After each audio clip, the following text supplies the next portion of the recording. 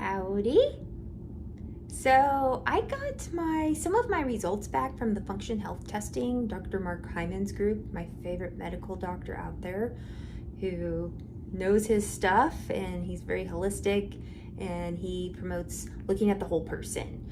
So anyways, I paid out of pocket to test with his group. It was $499, which I thought was an amazing deal for 100 correct tests. And I've been kind of debating on how I'm going to share this because there's so many different ones to share, and I haven't gotten all of them back yet. I'm still waiting for some more, and I'm hoping they're going to be here either tomorrow or Tuesday. I'm waiting for my hormone panel, lead.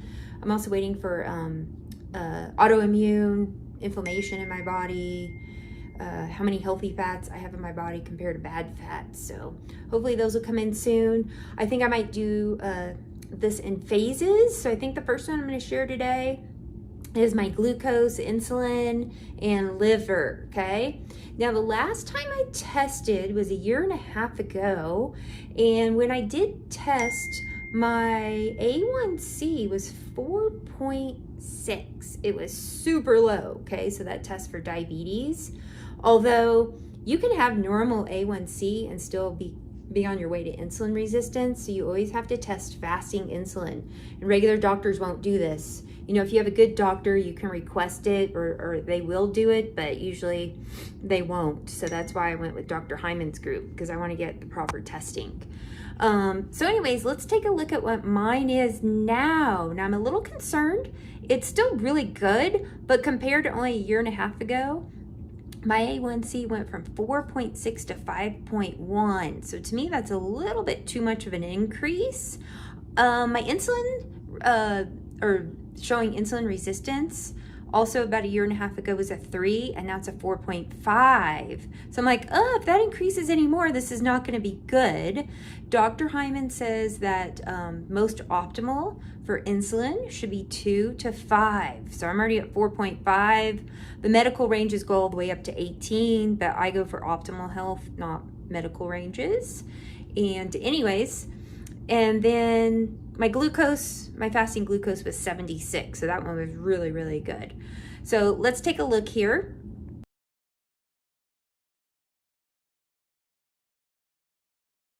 Here it is, my glucose, my A1C, my insulin. A1C should be under 5.7. Once you hit 5.7, you're already considered pre-diabetic in the medical world.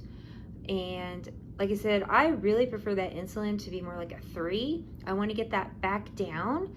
And now that's my fault. I've still been eating my healthy treats and little desserts. You know, just because they're the healthier versions doesn't mean they're not going to cause insulin issues or make your A1C go up. So I have 6 months to correct this, and then I'm going to retest. So I really need to throw out even the healthier version treats and really just go all, you know, more like Mediterranean, semi-keto, or as Dr. Berg calls it, healthy keto, where you still eat a lot of veggies. But I do know that I still am a sugar addict, and I won't eat the really bad, you know, desserts like Dunkin' Donuts, Chips Ahoy, Doritos, Reese's peanut butter cups, sodas. I won't touch anything like that. But as you guys know, I eat the healthier cookies. But if you eat those too often, they still do create a lot of glucose in your body. It can raise A1C and insulin. So I really need to cut that out. Okay, now here is a really good one. I am age 53 physically. I turned 53 in February 2024, and then my biological age is 38.1. So I'm real happy about that, and I feel about 38. So that's a good one right there. Makes me super happy. Now another issue I have is with liver, and like I said, I don't look at just one thing and say, oh, that's off, oh my gosh, I have to take some medication or fix this one thing. I look at the whole picture. That's what we do in Function Health. And then I also compare it to where I was before and how much it's increased or decreased. So 1.5 years ago, my ALT for liver was 19. Now suddenly it is a 32, and it's too high. Now the medical ranges go up to 40, but not in functional health. We like to be between 6 and 29, and I was a 32. So I was trying to figure out what is going on with that, what happened to my liver. And another one is my AST is barely in range. If I can get that to come up again. Where'd it go? Liver. And that one, my AST used to be 17, and now it's 30. Okay, so here's my AST. Well, that one should be under 35, but considering I used to be 17, why would I jump that high in a year and a half? So I started racking my brain. What was it? What am I doing? What happened? What have I done differently? Okay, yes, maybe I'm getting older. I was still eating some desserts, the healthier versions, but it still turns to sugar in your system.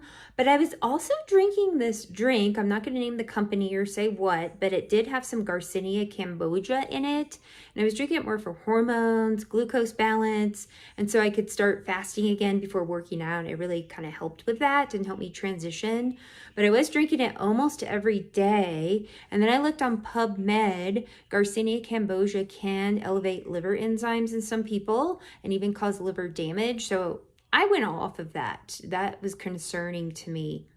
And then I'm wondering, is that also increasing my glucose or my A1C? My glucose was good, but because liver has so many different roles. Oh my goodness, cholesterol, digestion, removing toxins, it relates to glucose, it stores and releases it. So the first thing I have to do is fix the liver and get to the root cause of why my liver was not happy. Now, it's nothing extreme right now, but I don't want it to become extreme over time. It also affected my cholesterol levels, which I'm going to talk about in another video. But what I'm going to do for my liver, I'm doing NAC. I've done that in the past, but it's been a while. So NAC, N-acetylcysteine, is very nourishing for the liver and the lungs, but it also helps your liver produce more glutathione. Glutathione is a master antioxidant in our body, and the liver is where it is made. And I'm also doing berberine. That's also a heavy hitter, good for the liver, good for A1C, bad bacteria in your gut, so many different things, even weight loss. I have some people using it in a higher dose and they're getting some really good results with lowering their A1C and losing weight. And then I'll do NAC for a while, and then I might switch to maybe alpha lipoic acid just to clear toxins out of my liver. But I'm not going to do too much all at once, okay? And then as far as the A1C goes and the insulin, I'm just going to cut way down on the healthier treats and just try to eliminate them for quite a while. Maybe it would be good forever, because even if you try to eat them in moderation, it keeps your addiction going. And I'm the type, if I have some cookies one night, I want them the next night and the next night. So it's almost better just to get rid of it and not have them at all and just go cold turkey. I've done it in the past, and that's when I felt the most amazing.